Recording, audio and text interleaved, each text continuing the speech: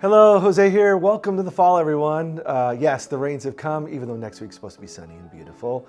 And with the changing of the seasons, I just have a word for you. So please watch the whole video, because at the tail end, there's some actual things that we need to do to live this out. But first, let's just start with the Bible. In my daily reading just yesterday, end of 2 Corinthians 13, and I think these are things that we ought to, as a community, press into, and you as a Jesus follower can press into over these next few months, even in the midst of all the chaos. It says, finally, brothers and sisters, verse 11, rejoice or be joyful, the New Living Translation says. The call for you and I is to joy. And we may not feel it in terms of like we're at the end of a political cycle, an election about to happen, and there's so many changes. I mean, you with kids at home, you're now having to be not only mom or dad or aunt or uncle, but also educator and IT support. And this is hard.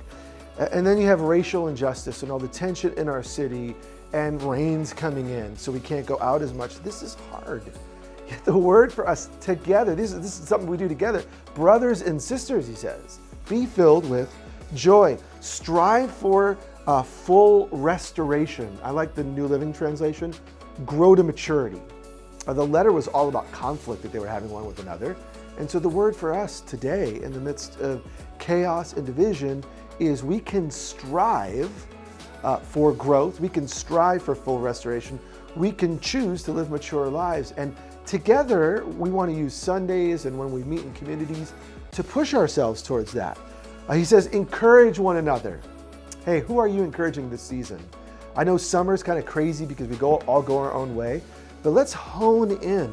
Who's the 1, 2, 3 people or a family or two or small group of people that you and I are called to build into and encourage? I have the people that I am texting and calling just because I care about them and I want to send a word of hope to them.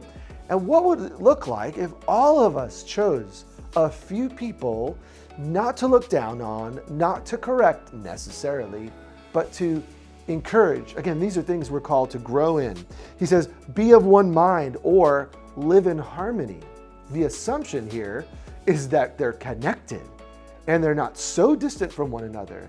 But the closer we get to one another, it is true, our differences rise, don't they?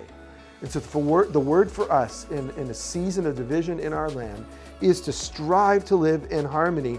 And then he says, live in peace. Now, how do we want to do this as a church? There's a final line I want to read, but how do we do this as a church? I think it's beautiful that we're able to begin reopening. There is something that's good about having church online, and it's great to be able to watch at the same time, but I've done both now, and it's just not the same. So please continue, make it a priority if you can. Our gatherings are at 9 and 11 this Sunday. Those are already full, you know that. But the word, if you missed it, October 4th, starting October 4th, we have 3 gatherings, 9, 10, and 11. Now, we're not shortening them. We're using 2 different rooms, okay? So it'll be worship, it'll be teaching, it'll be communion together. And we're following all the guidelines, and you need to sign up for it.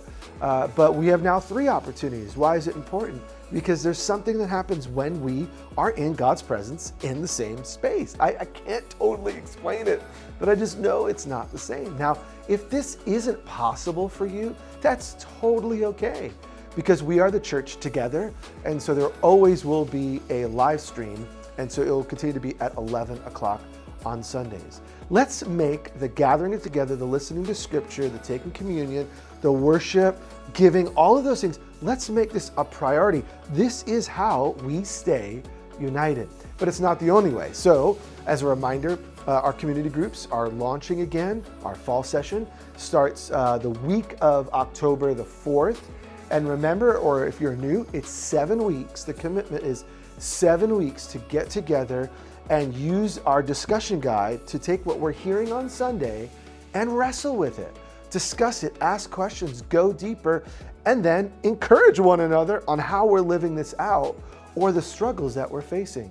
Please, many of our groups are doing a combo. Some are going to meet live, some are going to meet online only, others are going to be a hybrid.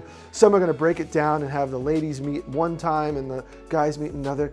Can I just invite you, if you're in one, please make an effort for those 7 weeks to do what Paul is talking about to the church. living in harmony, living joyful, encouraging one another. Let's do this together. And if you're not in one, please sign up even this week, because it's going to close by October the 4th in terms of entering one of those groups. Now, why does all of this matter? It's the line I want to end with. And the God of love and peace will be with you. Brothers and sisters, when you and I choose growth over becoming stagnant or slipping back or becoming apathetic, when we choose to live this out, our faith together, what's the promise?